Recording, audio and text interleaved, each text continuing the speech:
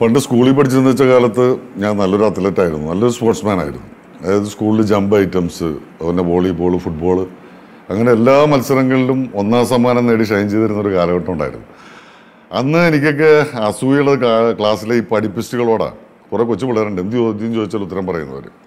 അപ്പോൾ ഇവരെ തോൽപ്പിക്കാനായിട്ടൊരു അവസരം എനിക്കൊരിക്കലും കിട്ടി.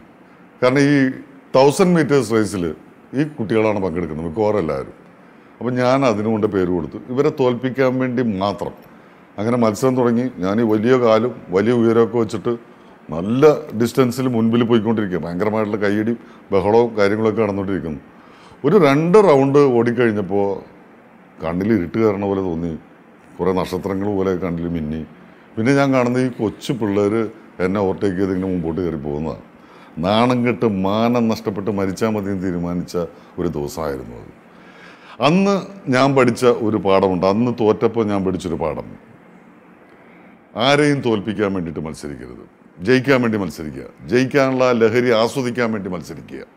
ജയിക്കുമ്പോൾ ഉണ്ടാകുന്ന ആ ഒരു ലഹരി ഉണ്ടല്ലോ, അത് ലോകത്ത് ഏത് ലഹരി പദാർത്ഥം ഉപയോഗിച്ചാലും നമുക്ക് ലഭിക്കാൻ പോകുന്നില്ല. Say no to drugs. Let's try.